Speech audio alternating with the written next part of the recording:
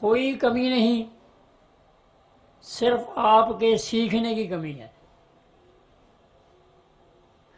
اگر آپ نے تحریک، تسکین اور تحلیل کو سمجھ لیا،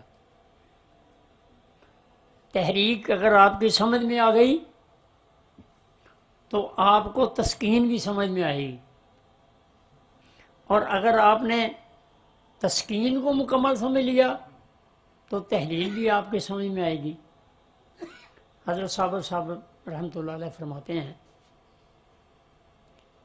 کہ یا تحریک کے سبب، یا تسکین کے سبب، یا تحلیل کے سبب، بس قصہ مک گیا۔ میں ایک پروگرام میں شامل تھا تو وہاں بات چلی کینسر کی، تو تمام جتنے بھی لیکچر دینے والے، جتنے بھی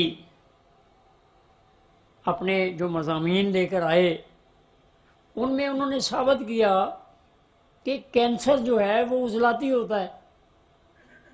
فلاں بابا جی نے لکھ دیا، فلاں کبے والے جبے والے نے لکھ دیا جی، فلاں کسی ایسے نے جو کہتا ہے کہ میں صابر صاحب کا شاگرد بھی ہوں، یعنی دعوے اپنی جگہ، قانون اپنی جگہ۔ تو وہاں یہ بات ہوئی کہ کینسر ہے ہی عضلاتی۔ تو جب میری باری آئی، میں نے کہا جی بات یہ ہے کہ ہم تمام جتنے بھی طب کے خدمت کرنے والے لوگ ہیں ان کو سلام کرتے ہیں، ان کی عزت کرتے ہیں، لیکن آئیے ہم قانون کی طرف آئیں۔ میں نے کہا کہ صابر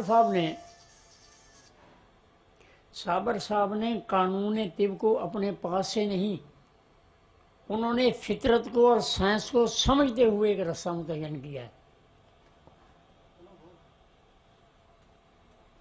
میں نے کہا صابر صاحب نے کہا کہ یا مرض تحریک کے سبب، یا مرض تسکین کے سبب، یا تحلیل کے سبب۔ اگر کینسر، پہلی بات تو یہ ہے کہ یہ میرے طب کا لفظ نہیں، جہاں زہر پیدا ہو گیا جی، وہ اس عضو کو کھانا شروع کرے گا تو وہاں سمجھ لیں گے وہ اس کو جو نام مرضی دے لیں۔ پہلے اس کو گمبھیر کہتے تھے،